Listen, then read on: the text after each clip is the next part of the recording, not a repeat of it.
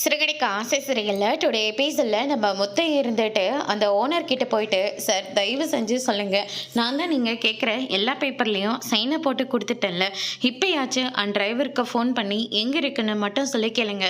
நான் அதே இடத்துக்கு போயிட்டு பணத்தை வாங்கிக்கிறேன். எங்கள் வீடு சரியான நேரத்துக்கு நான் போகலன்னா நான் பட்ட எல்லா கஷ்டமும் வீணாக போயிடும் சார். அப்புறம் என்ன பண்ணாலையும் என் அப்பா கட்டின அந்த கஷ்டப்பட்ட வீட்டை என்னால் மீட்டு எடுக்கவே முடியாது அப்படின்ற மாதிரி கெஞ்சிக்கிட்டு இருக்காங்க.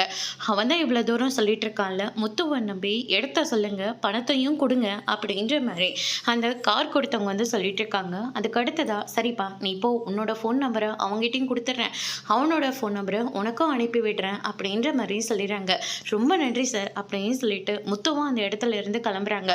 அதுக்கு அடுத்ததான் இந்த சைடு ஏலம் விடுறதுக்காக எல்லா ஏற்பாடும் நடந்துகிட்டு இருக்க. அதுக்கு அடுத்ததா அண்ணாமலையும் வராரு. அண்ணாமலையை பார்த்த உடனே நம்ம விஜயா இருந்துட்டு இந்த ஆள் இங்கே இதுக்கு வரான் அப்படின்னு சொல்லிட்டு அந்த ஃபைனான்ஷியர் கேட்கவும், வரதும் நல்லதுக்கு தானே, அவன் கண்ண முன்னாடியே அவங்க கஷ்டப்பட்டு கட்டின வீடு ஏலத்துக்கு போகுதுன்றதை பார்த்து நொந்து சாவட்டுமே அப்படின்ற மாதிரி சொல்லி கிண்டல் பண்ணிட்டு இருக்காங்க. அதுக்கு அடுத்ததா, ஏமாமா அப்படின்ற மாதிரி சொன்ன உடனே முத்தை வந்துட்டானாமா அப்படின்னு சொல்லிட்டு கேட்குறாங்க. இல்லை மாமா, இன்னும் அவர் வரவே இல்லை அப்படின்ற மாதிரியே சொல்லிடுறாங்க. அதுக்கு அடுத்ததா விஜயா இருந்துட்டு, வாங்க வாங்க, நீங்கள் எதுக்கு இந்த வேகாத வேகலில் இப்படி இங்கே வந்து அலைஞ்சிட்ருக்கணும், கடைசியாக வீட்டை பார்த்துட்டு போகலான்னு வந்தீங்களா, வாங்க வாங்க அப்படின்ற மாதிரி சொல்லி கூப்பிட்டுட்டு இருக்காங்க. உங்கள் கண்ணு முன்னாடியே உங்கள் வீடு ஏலத்துக்கு போகிறத நீங்களே கண் திறந்து நல்லாவே பாருங்கள் அப்படின்ற மாதிரி சொல்லிடுறாங்க.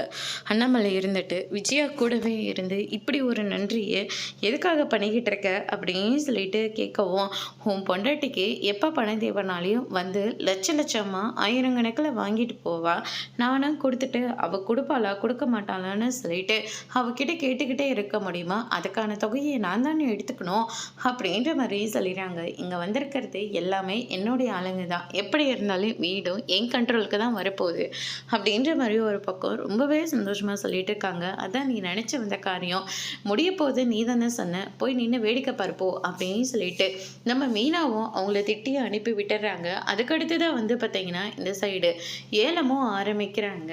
50 லட்சத்துல இருந்து ஆரம்பிக்கிறாங்க. 51 லட்சம் 52 லட்சம்னு சொல்லிட்டு ஒவ்வொன்றா ஆரம்பிச்சுக்கிட்டு இருக்காங்க. அதுக்கு அடுத்ததான் வந்து பார்த்தீங்கன்னா நம்ம அண்ணாமலை இருந்துட்டு ரொம்பவே பயத்தோடு இருக்காங்க. சிந்தாமணி இருந்துட்டு ஏலத்தை வந்து ஆரம்பிக்கிறாங்க. ஒவ்வொருத்தரும் ஒவ்வொரு விதமாக ஏலத்தை வந்து ஆரம்பிச்சுக்கிட்டு இருக்காங்க. அதுக்கு அடுத்ததான் வந்து பார்த்திங்கன்னா ஒரு 50 லட்சம் வரைக்கும் போயிட்டுருக்கு. 51 லட்சம்னு சொல்லிட்டு ஆரம்பிச்சிட்ருக்காங்க. அண்ணாமலை இருந்துட்டு, என்னம்மா இது முத்து இன்னுமே வரலையேம்மா அப்படின்ற மாதிரி சொல்லி ரொம்பவே பயந்து போய் இருக்காரு. எனக்கும் அதுதான் மாமா ரொம்ப பயமாக இருக்குது. இதை வந்துடுறேன்னு சொன்னார், ஆனால் இன்னுமே வரவே இல்லை, எனக்கும் ரொம்ப கஷ்டமாக தான் இருக்கு அப்படின்ற மாதிரி இந்த பக்கம் மீனா வந்து சொல்லிட்டு இருக்காங்க. அதுக்கு அடுத்ததான் வந்து பார்த்தீங்கன்னா சிந்தாமணி இருந்துட்டு ரொம்பவே சந்தோஷமா இருக்காங்க. ஆனால் ஃபைனான்ஷியர் இருந்துட்டு, இவங்க 2 பேரும் இங்கே இருக்காங்க, ஆனால் முத்துவை காணும், கண்டிப்பாக பணத்தை வந்து ரெடி பண்ணுறதுக்கு தான் போயிருக்காங்க, சீக்கிரமாக ஏலத்தை முடிச்சு ஆகணும் அப்படின்ற மாதிரி சொல்லிட்டு இருக்காங்க. இவங்களால என்ன பண்ணாலையும் ஏலத்தை எடுக்கவே முடியாது. அந்த முத்துவை ஃபாலோ பண்ண சொல்லி நான் ஏற்கனவே நம்ம ஆளுங்களை அனுப்பி விட்டுருக்கேன் அப்படின்ற மாதிரி சிந்தாமணி வந்து ரொம்பவே சந்தோஷத்தோடு இருக்காங்க. அதுக்கடுத்து தான் இந்த சைடு முத்து இருந்துட்டு ஒரு வழியாக அந்த டிரைவரை தேடிட்டு போயிடுறாங்க. ஆனால் எங்கே இருக்கீங்க அப்படின்னு சொல்லிட்டு கேட்கவும், ஆனால் நான் இங்கே தானே இருக்கேன் அப்படின்ற மாதிரி சொல்லிடுறாங்க. அதுக்கு அடுத்து தான் வந்து பார்த்தீங்கன்னா, என்னை மன்னிச்சிடுங்கண்ணே, டிராஃபிக்கில் ராங் ரூட்டில் வந்ததுனால நல்லா வசமாக மாட்டிக்கிட்டேன் அப்படின்ற மாதிரி சொல்லிடுறாங்க. எங்கள் வீடு வேறு ஜப்திக்கு போக போகுதுண்ணே, டைமுக்குள்ளே நான் பணத்தை கொடுத்தாகணும், அதனால தான் நான் இங்கே வர மாதிரி ஆயிடுச்சு. பரவாயில்லண்ணே, நீங்கள் எடுத்துகிட்டு போயிட்டு நீங்கள் இந்த பணத்தை கொடுத்து எப்படியாவது வீட்டை மீட்டுருங்க அப்படின்ற மாதிரி சொல்லி கொடுத்து அனுப்புகிறாங்க. நம்ம முத்துவும் ரொம்பவே சந்தோஷமாக பணத்தோட ரொம்பவே வேகமாக வந்துக்கிட்டு இருக்காங்க. ஆனால் வர வழியில் வண்டியில் இருந்த பெட்ரோலு காலி ஆயிடுச்சு, என்ன பண்ணுறதுனே தெரியல. அதுக்கடுத்து தான் ஒரு சைக்கிளில் ஒருத்தர் வந்து பெட்ரோலை வாட்டர் கேனில் பிடிச்சி எடுத்துகிட்டு போகிறாங்க. அண்ணன் எனக்காக ஒரு ஹெல்ப் பண்ணுங்கண்ணே, எங்கள் வீடு வேறு ஜப்திக்கு போக போகுது, இந்த டைம்குள்ளே நான் பணத்தை எடுத்துகிட்டு போனேண்ணே, வண்டியில் பெட்ரோல் ஃபுல்லாக ட்ரை ஆகிடுச்சுண்ணே, எனக்கு என்ன பண்ணுறதுனே தெரியல, அந்த கடவுளாக பார்த்து தான் உங்களை அனுப்பி விட்டுருக்கணும், தயவு செஞ்சு இந்த பெட்ரோலை கொடுங்கண்ணே, நான் உங்களுக்கு இதை விட 2 மடங்கு பணத்தை கொடுத்துட்றேன், என் வண்டியிலையும் பெட்ரோல் ட்ரை ஆனதுனால தான் ஆனால் சைக்கிளில் போயிட்டு ரொம்ப தூரத்துலேருந்து பெட்ரோல் வாங்கிட்டு வரேன் தம்பி அப்படின்ற மாதிரி சொல்கிறேங்க. அண்ணனை இந்த ஒரு உதவியை மட்டும் எனக்காக செய்யுங்கண்ணே. எங்க அப்பா கஷ்டப்பட்டு கட்டின வீடுண்ணே அது." அப்படின்ற மாரி சொல்றாங்க. "உன்ன பார்த்தாலேயும் ரொம்ப பாவமா தான் இருக்கு." அப்படின்னு சொல்லிட்டு பெட்ரோல வந்து குடுக்குறாங்க. ஆனா, அந்த பெட்ரோலுக்கு ரூ. 500 முத்து வந்து குடுக்குறாங்க.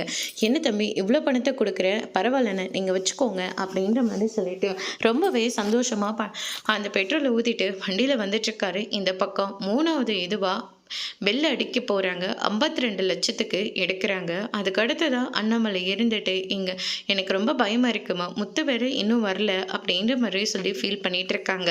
ஆனா, அதுக்கு அடுத்ததா சிந்தாமணி இருந்துட்டு 52,00,000 அப்படின்ற மாரி சொல்றாங்க. "இதோட ஏலத்த முடிச்சுக்கலாமா? யாராவது கேட்குறவங்க இருக்கீங்களா?" அப்படின்னு சொல்லிட்டு கேட்கவும், யாருமே கேட்கக்கூடாதுன்னு சொல்லி சிக்னல் குடுத்துடுறாங்க. அதனால யாருமே வந்து ஏலத்த கேட்கவே இல்ல.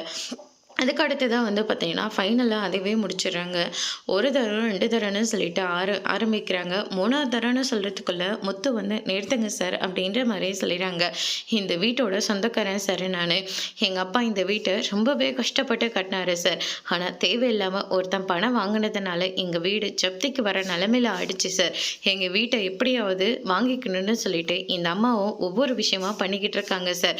தயவு செஞ்சு எங்களுடைய வீட்ட எங்களுக்கே திருப்ப குடுத்துருங்க. இவங்க கிட்ட நான் அவங்க வாங்கின கடத்த வட்டி முதலுமா நான் எடுத்துட்டு வந்திருக்கேன். இந்தாங்க சார் பணம். எண்ணி பார்த்துக்கோங்க." அப்படின்ற மாரி சொல்லிறாங்க. "இன்னைக்கு முழுக்க உங்களுக்கு டைம் இருக்கு சார். ஆனா ஏல முடியறதுக்குள்ளேயே வந்துட்டீங்க. ரொம்ப சந்தோஷம். சார் எங்களால எதுவும் பண்ண முடியாது. பணத்த வேணா எண்ணி பார்க்கலாம்." அப்படின்ற மாரி சொல்லிறாங்க. பார்த்தா பணம் 28,00,000 தான் இருக்கு. மீதி பணம் எங்கன்னு சொல்லிட்டு கேட்கவும், ஏற்கனவே மீனா கிட்ட இருந்து ரூ. 10,00,000 பணத்த நாங்க ஆட்டைய போட்டாச்சு. இவனால இப்ப போய் 10,00,000 பணத்த எடுத்துட்டு வரவே முடியாது அப்படின்னு சொல்லிட்டு சிந்தாமணி ரொம்பவே சந்தோஷமா இருக்காங்க. அதுக்கு அடுத்ததான் நம்ம அண்ணாமலையோட பேக்ல இருந்து ரூ. 10,00,000 பணத்தை எடுக்கிறாங்க. "நீ இப்படியெல்லாம் பண்ணுவனே எங்களுக்கு ஆல்ரெடி தெரியும். அதனால தான் நான் எங்க அப்பா கிட்ட பணத்தை கொடுத்தேன்." அப்படின்ற மாதிரி சொல்லிடுறாங்க.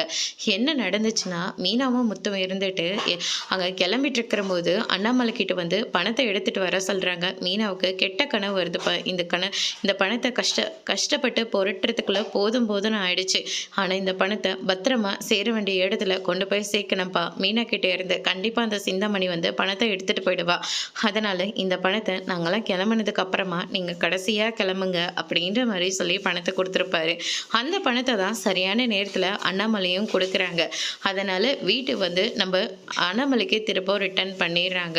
இப்ப சிந்தாமணிக்கு என்ன பண்றதுன்னே தெரியல. நல்லா மூக்குடைஞ்சு போய் நின்னுட்டு இருக்காங்க. அத்தோட இன்னைக்கான எபிசோட் முடிச்சிருக்காங்க.